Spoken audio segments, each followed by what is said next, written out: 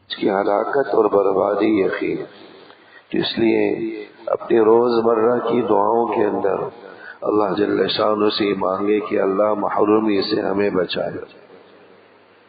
کیونکہ یہ حدیث تو ہم میں سے ہر آدمی نے سن رکھی ہوگی کہ حضور علیہ الصلوۃ والسلام نے اس بد دعا پر آمین کہی تھی، جو بد دعا حضرت جبریل علیہ السلام نے دی، اور وہ بد دعا اس آدمی کے لیے دی کہ جو رمضان کا مہینہ پائے اور اپنی مغفرت نہ کروا سکے.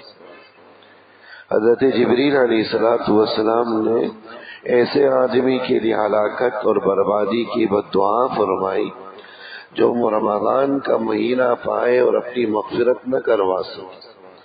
سرکار دو عالم صلی اللہ علیہ وسلم نے اس بد دعا پر آمین کہی. تو ایسی بد دعا کے قبول نہ ہونے کا کوئی امکان نہیں. یہ ہے محرومی در حقیقت. حضور علیہ الصلوۃ والسلام نے جو بد دعا پر آمین کہی ہے یہ ان لوگوں کے لیے ہے جو اس ماہ مبارک میں محروم ہیں.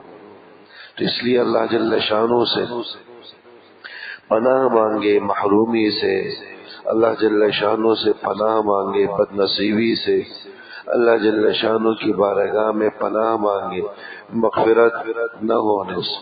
یہ رحمتوں والا مہینہ ہے. اللہ جل شانہ کی طرف سے تھوک کے حساب سے مغفرت بندوں کی طرف متوجہ ہو رہی، رحمت بندوں کی طرف متوجہ ہو رہی. ان اعمال کا اہتمام کریں جو اللہ کی مغفرت کو ہماری طرف متوجہ کریں. ان چیزوں سے اجتناب کریں جس سے اللہ کی رحمت ہم سے دور ہو جاتی. یہ برکتوں والا مہینہ قرآن کریم کا مہینہ ہے. قرآن کریم کی تلاوت کی کثرت ہو. دعاؤں کا مہینہ ہے، دعاؤں کی قبولیت کا مہینہ ہے. دعاؤں کی قبولیت کا اور دعاؤں کی کثرت کا اہتمام ہو. اسی طرح یہ ماہ مبارک انفاق فی سبیل اللہ، اللہ کے راستے میں خرچ کرنے کا مہینہ ہے. ان اعمال کی اس ماہ مبارک کے اندر کثرت. سب سے پہلی چیز جو میں نے بتلائی، روزے تو الحمدللہ ہم رکھ ہی رہے ہیں، تراویح بھی پڑھ رہے ہیں. ان سب چیزوں کی اپنی جگہ فضیلت مسلم ہے.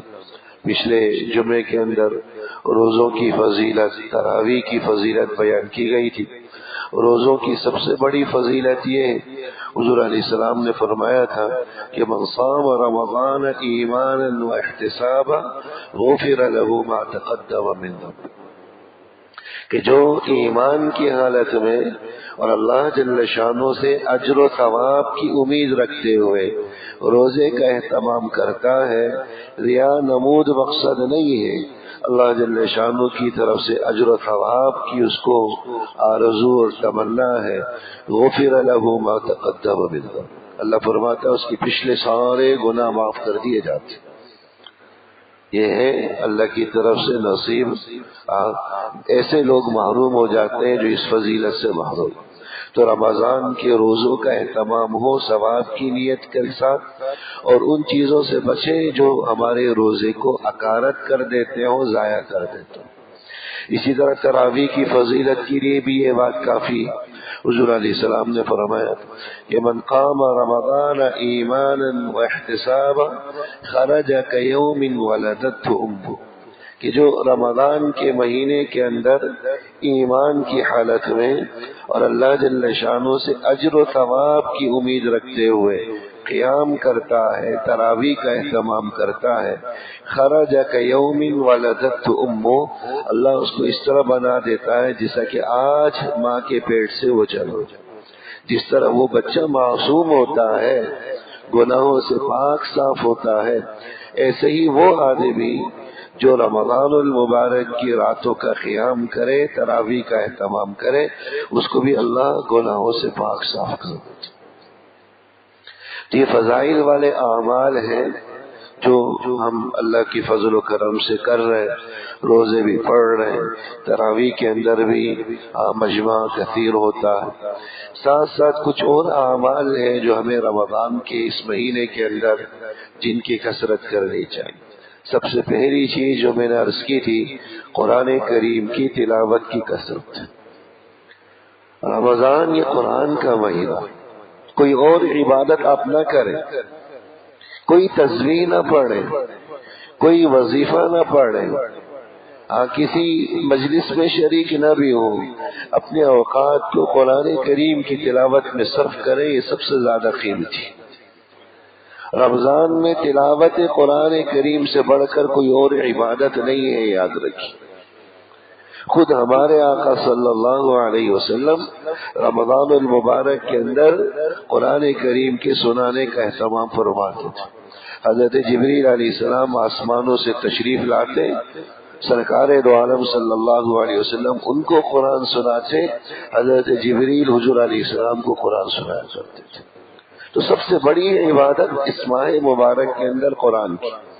رمضان یہ مہینہ ہی قرآن کا ہے، جیسا کہ میں نے ابھی آیت تلاوت کی شروع کے اندر، شہر رمضان الذی انزل فیہ القرآن، کہ یہ رمضان یہ وہ مہینہ ہے جس کے اندر قرآن نازل کیا گیا، تو قرآن کی نزول کا یہ مہینہ ہے، اس لیے کوئی اور عبادت کرے نہ کرے، قرآن کریم کی تلاوت کا اہتمام کرے، اللہ جل شانہ غیب کے خزانوں سے آپ کے حاجات ضروریات کو پورا کرے۔ بعض روایات کے اندر آئے کہ جہاں کچھ لوگ جمع ہو کر قرآن کریم کی تلاوت کا اہتمام کرتے ہیں، قرآن کریم کے پڑھنے کا، سیکھنے سکھانے کا اہتمام کرتے ہیں، اللہ کی رحمت ان کو ڈھانپ لیتی ہے، ملائکہ رحمت ان کو چاروں طرف سے گھیر لیتے ہیں، اور اللہ کی طرف سے خاص سکینہ ان پر نازل ہوتا ہے، اور اللہ ایسے لوگوں کی مغفرت بھی فرما دیتے۔ تو قرآن کریم کی تلاوت کا اس ماہ مبارک کا اندر اہتمام ہو، یاد کریں، کم سے کم ایک پارے کی تلاوت روز کر لی جائے، نہ ہو سکتا ہو تو کم سے کم اتنا کر لیا جائے کہ اس ماہ مبارک کے اندر ایک قرآن کریم ہر آدمی کا ختم ہو جائے۔ علماء کرام نے اس کی بڑی آسان سی ترکیب بیان کی ہے کہ جو 16 لائنوں 15 لائنوں والے جو قرآن ہوتے ہیں، 5 نمازیں ہم دن میں پڑھتے ہیں، ہر نماز میں اگر ہم 4 صفحے کی تلاوت کریں، ہر نماز میں اگر ہم 4 صفحے کی تلاوت کریں، یہ ایک مہینے کے اندر آرام سے قرآن کریم ختم ہو جاتا۔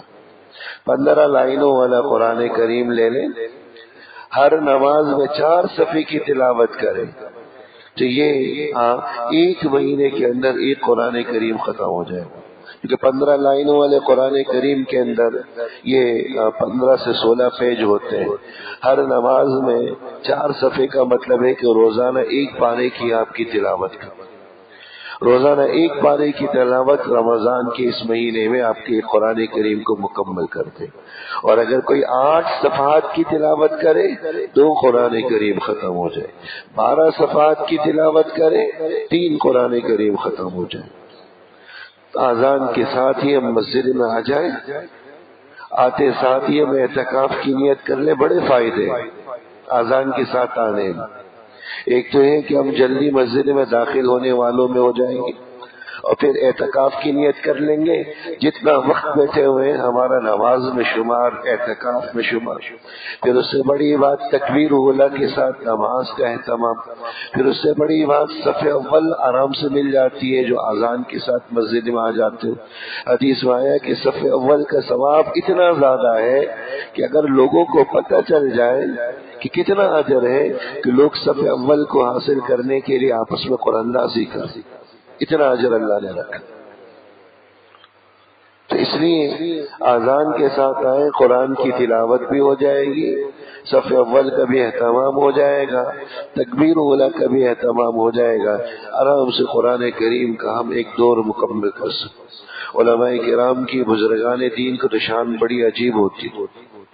امام اعظم ابو حنیفہ رحمہ اللہ کے بارے میں آتا تھا کہ وہ ہر روز 2 قرآن کریم ختم کیا کرتے، ایک پوری رات میں ختم ہوتا تھا، ایک پورے دن میں ختم ہوتا تھا۔ یوں رمضان المبارک کے 30 دنوں میں 61 قرآن کریم وہ ختم کرتے تھے، ایک دن اور رات کے 60 ہی ہو جاتے، اور ایک تراویح کے اندر ان کے ختم کا معمول تھا۔ یوں 61 قرآن کریم کی ختم کا ان کا معمول تھا، 61 قرآن کریم۔ امام اعظم ابو حنیفہ رحمہ اللہ جس کمرے کے اندر قرآن کریم کی تلاوت کرتے تھے، مرتے وقت اپنے بیٹے کو وصیت کی، بتلایا کہ اس کمرے کے اندر میں نے 7,000 قرآن کریم ختم کی، 7,000 قرآن کریم میں نے ختم کی۔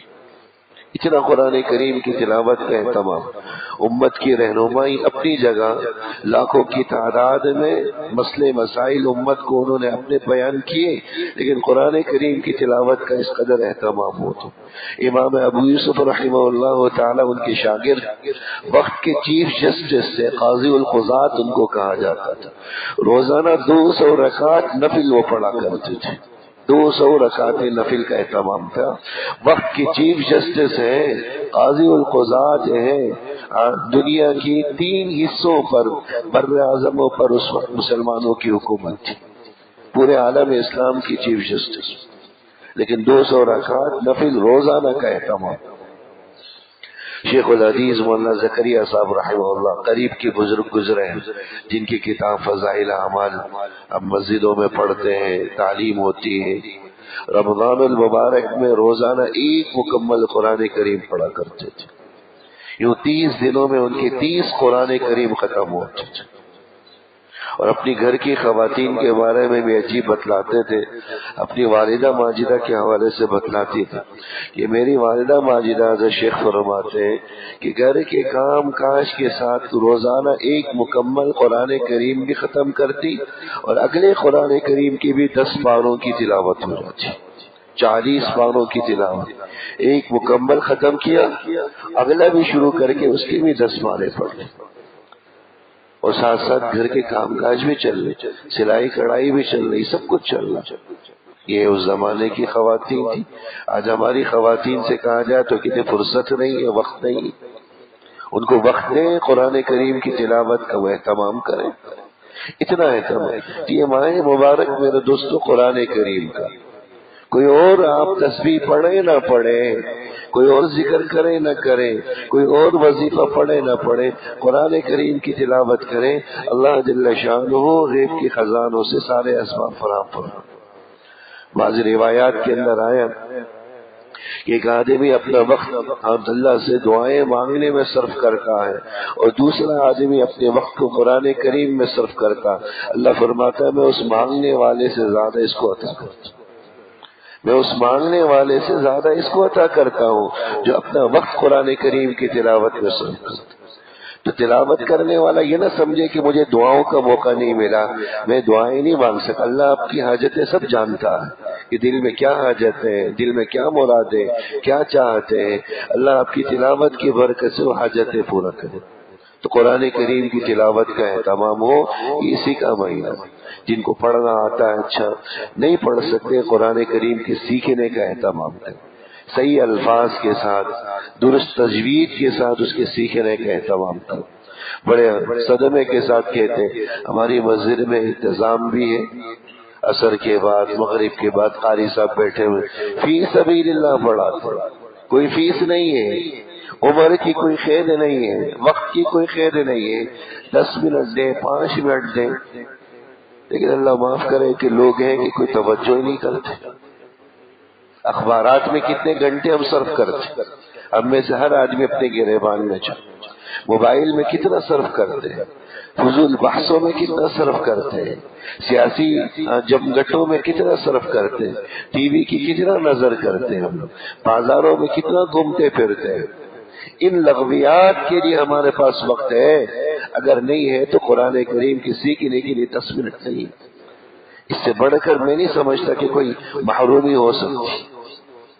فی سبیل اللہ قاری صاحب بیٹھے ہوئے، لیکن لوگ پتہ نہیں شرماتے ہیں کہ کیا کرتے ہیں۔ حضرت ابوبکر رضی اللہ تعالیٰ عنہ کے والد ماجد ابو قحافہ جس وقت مسلمان ہوئے اس وقت ان کی عمر 100 برس تھی، 100 سے اوپر ہو رہی تھی، اور اسی حالت میں کندھے کا سہارا لے کر اپنے بیٹے کے حضور کی خدمت میں جاتے تھے، قرآن سیکھتے تھے۔ 100 برس والا شرمایا نہیں، دین سیکھنے کے لیے، نماز سیکھ رہے ہیں، قرآن سیکھ رہے ہیں کہ میری نماز درست کر دیجئے، میرے قرآن درست کروا دیجئے۔ آج ہم دنیا کی چیزوں کے لیے شرماتے نہیں ہیں، لیکن دین کو سیکھنے کے لیے ہمیں شرم محسوس ہوتی ہے۔ وقت 5-10 منٹ کام نہیں نکال سکتے، اس سے بڑھ کر صدمے والی بات کچھ نہیں ہو سکتی۔ تو رمضان المبارک کے اندر دوسرا جو کرنے کا کام ہے وہ دعاؤں کا اہتمام۔ حدیث مبارک کے اندر آیا، اللہ کے رسول صلی اللہ علیہ وسلم نے فرمایا کہ ثلاثۃ لا ترد دعوتهم، کہ 3 آدمی ایسے ہیں کہ جن کی دعا رد نہیں ہوتی، اللہ رد نہیں کرتا، ہر حال میں قبول ہوتی۔ الصائم حین یفطر، پہلا آدمی وہ روزے دار جب وہ افطاری کے لیے بیٹھا ہو، افطاری کے وقت روزے دار کی دعا کبھی رد نہیں ہوتی، بہر صورت وہ قبول ہوتی۔ الامام العادل، دوسرا فرمایا کہ جو عادل حکمران ہو اس کی دعا رد نہیں ہوتی، عادل بادشاہ۔ تو الصائم حین یفطر، اللہ جل شانہ نے رمضان کی برکتوں سے روزے کی توفیق عطا کی۔ افطاری کا وقت ہے، افطاری کا وقت ہے، قبولیت کا وقت ہے، ہم دعاؤں کا اہتمام کریں، اللہ سے مغفرت مانگیں، اپنی ملک کی سلامتی کے لیے، وطن عزیز کی مشکلات کے حل کے لیے ہم اللہ سے مانگیں۔ اس وقت کو ہم رمضان کی نشریات سننے میں یا رمضان کے حوالے سے پروگرام سننے میں، بیانات سننے میں، بیانات کا بھی کوئی فائدہ نہیں، ان بیانات کا مقصد عمل ہوتا۔ اگر ہمیں عمل کی توفیق نہیں مل رہی تو خالی خولی بیانات کر کے کیا حاصل؟ بیانات مقصود ہی نہیں ہے اس ماہ مبارک کے اندر۔ اس ماہ مبارک کے اندر اگر کوئی چیز مقصود ہے تو بس عمل ہے۔ بیانات کا مقصد صرف جذبات کو بڑھانا ہوتا ہے، جذبات کو ابھارنا ہوتا ہے تاکہ عمل کا اہتمام ہو۔ اس لیے اس وقت کے اندر جب عمل کا وقت ہے، ہم لگے ہوئے بیانات سننے میں، ہم لگے ہوئے رمضان کے پروگرام سننے میں، تلاوت سننے کی بھی ضرورت نہیں، تلاوت کریں، تلاوت کرنے کا فائدہ زیادہ ہے، سننے کا اتنا اجر نہیں ہے جتنا پڑھنے کا۔ سننے کا اتنا، سننے میں بھی ثواب ہے، یہ مطلب میرا نہیں ہے کہ سننے میں ثواب نہیں ہے، سننے میں بھی ثواب ہے، اجر ہے، لیکن خود براہ راست تلاوت کرنے کا اس سے کہیں زیادہ اجر ہے۔ اس لیے خود تلاوت کا اہتمام کریں، ٹھیک ہے، نہ ہو تو دعاؤں کا اہتمام کریں۔ تو الصائم حین یفطر، جب افطاری کا وقت ہے روزے دار کی دعا کبھی رد نہیں ہوتی، اس وقت میں دعاؤں کا اہتمام کریں، اپنے لیے، اپنے حاجات کے لیے، ضروریات کے لیے، ساری چیزوں کی۔ خواتین کو بھی اس وقت میں فارغ کر کے دعاؤں کا اہتمام کریں، بچوں کو بھی اس کی عادت ڈالیں، بچہ افطاری کا وقت ہے، کھیل کود کے بجائے اپنے ہاتھوں کو اللہ کی بارگاہ میں اٹھا، معصوم بچہ ہے، اس کی دعا لگ گئی تو ہو سکتا سب کا پورے گھرانے کا بیڑا پار ہو جائے، اللہ پورے گھرانے کو برکت سے نوازتے۔ تو دعاؤں کی کثرت کا اہتمام ہو، تہجد کے وقت میں یہ دعاؤں کی قبولیت کا وقت ہے، افطاری کا وقت ہے، یہ دعاؤں کی قبولیت کا وقت ہے، ان اوقات میں ہم دعاؤں کا اہتمام کریں۔ اور تیسرا کام جو اس مہینے کے اندر ہے وہ انفاق فی سبیل اللہ کا، اللہ کے راستے میں خرچ کرنے کا۔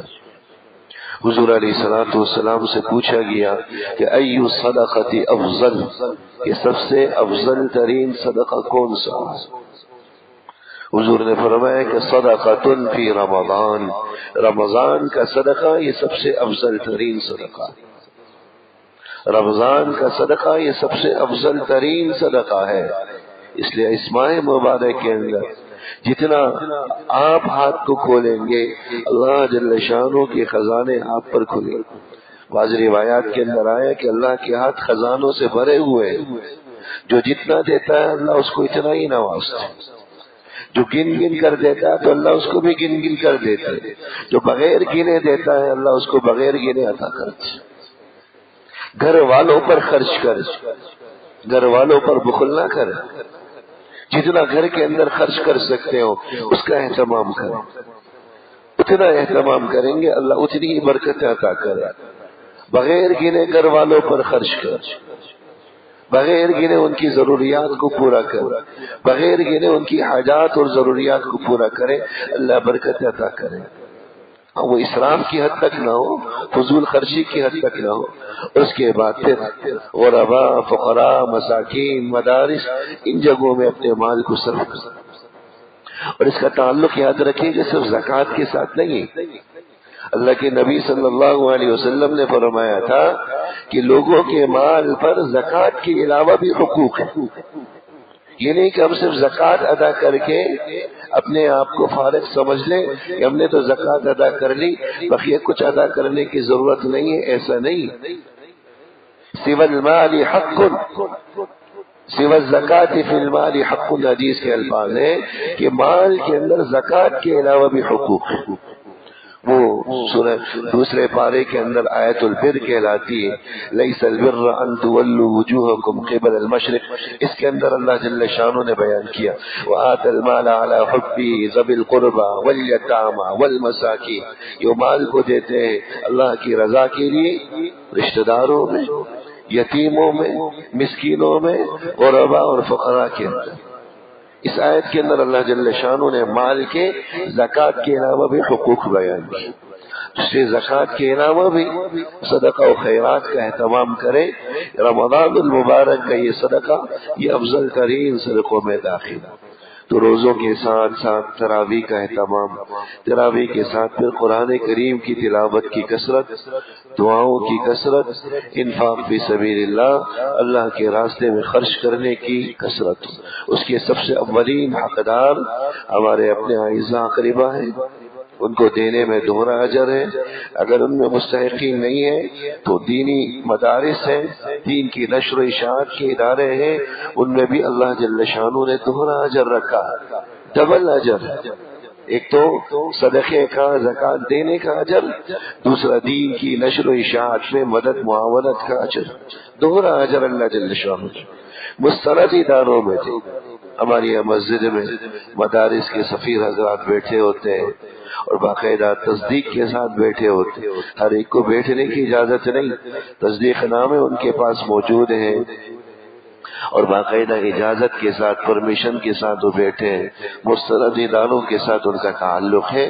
آپ کو ان کے ساتھ جو ہے تعاون کرنے میں کسی قسم کی جھجک کا اور گھبراہٹ کا مظاہرہ نہیں کرنا چاہیے.